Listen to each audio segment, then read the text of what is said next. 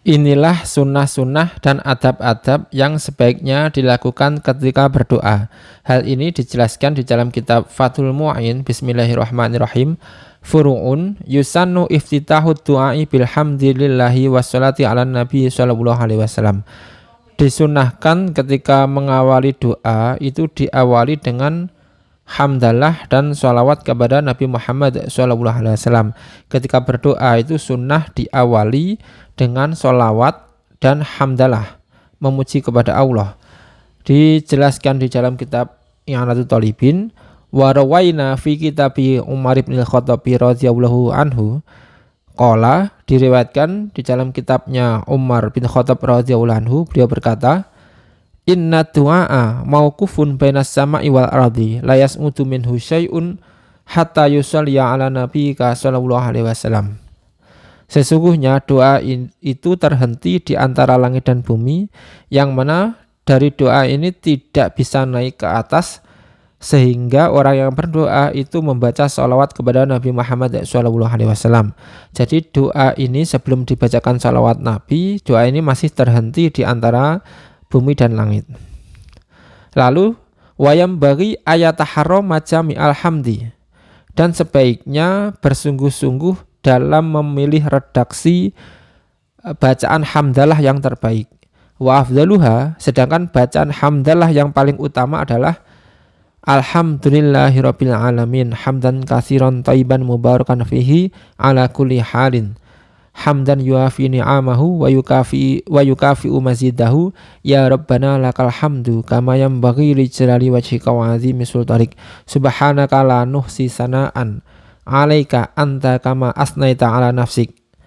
Jadi itu ya, sebaiknya memilih redaksi hamdalah yang terbaik, yaitu itu tadi, redaksi hamdalah yang terbaik ini tadi.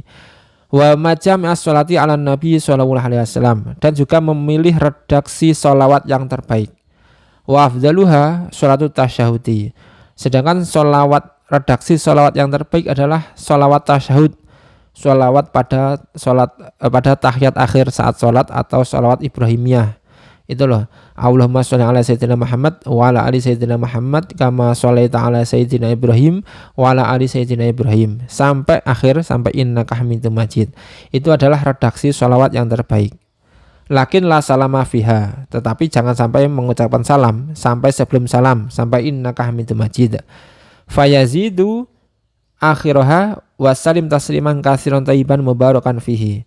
Kemudian di akhir, setelah itu ditambah ini, setelah innaka hamidum majid ditambah wasalim tasliman katsiran thayyiban mubarakan fihi. Kemudian setelah hamdalah dan sholawat wal khotmu bihima, dan juga disunnahkan mengakhiri doa dengan bacaan hamdalah dan sholawat. Jadi di awal doa ini diawali dengan hamdalah dan sholawat, di akhir doa ini juga disunnahkan membaca hamdalah dan sholawat.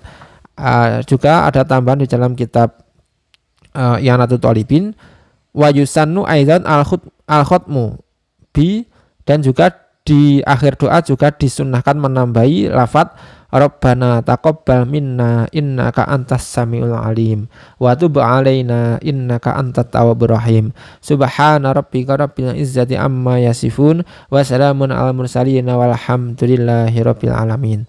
Nah, itu tadi ya. Selain membaca hamdalah dan sholawat di akhir doa, juga disunnahkan menambah ini tadi. Kemudian wabi amin, di akhir doa itu disunnahkan membaca amin. Wa ta'minu makmumin sami'a du'al imami wa in hafidha dzalika. Bagi makmum salat jamaah itu, jika setelah salat imamnya berdoa dan makmumnya mendengar doa, itu disunahkan untuk mengamini doanya imam. Walaupun makmum hafal doa tersebut, bagi makmum sunnah untuk mengamini doanya imam. Waraf uyatahi tahirataini hatwa mangkibaihi, dan juga disunnahkan saat berdoa itu mengangkat tangan, kedua tangan ini suci, bukan tangan yang sedang najis ya. Tangannya ketika suci ini disunnahkan diangkat sampai sejajar bahu.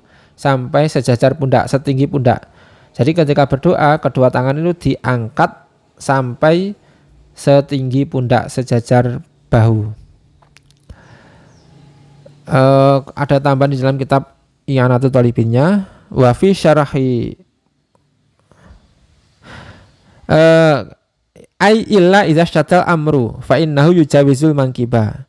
Kecuali ketika permintaan doa ini sesuatu yang sangat segera ingin dikabulkan, maka mengangkat tangannya sampai melebihi pundak, sampai tinggi ya.